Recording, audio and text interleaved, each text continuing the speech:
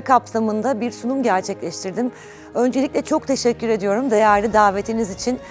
Çok güzel bir kalabalığın olduğu, herkesin birbirini beslediği harika bir etkinlikti. Şimdi devlet kurumlarıyla özel kurumların bir araya gelmesi ve onların birbirini beslemesi özellikle değerli bir şey. Zirveye çıkmak zor. Zirveye çıkmaktan daha zor olan bir şey varsa o da zirvede varlık sürdürmeye devam etmek. O da ancak multidisipliner bir şekilde insanların gerçekten birbirini beslediği bir dünyayla mümkün olur.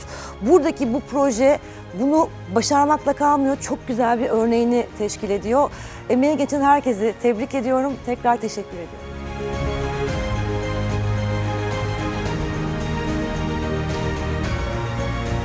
Zirvə layihəsinin artıq 5 təlimində iştirak eləmişəm və bu təlimlər mənim işimdə və digər yoldaşlarımla münasibətlərdə çox böyük kömək eləyir. Öz təşəkkürümü bildirirəm Asan İnnovativ İnkişaf Mərkəzinə.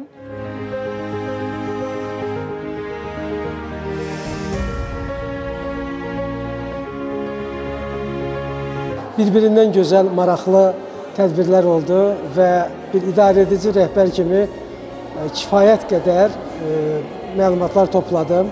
Xüsusilə də Mali Yaqub və Anama təşkilatının idarə heyətinin sədrinin çıxışları məndə çox dərin izlər buraxdı.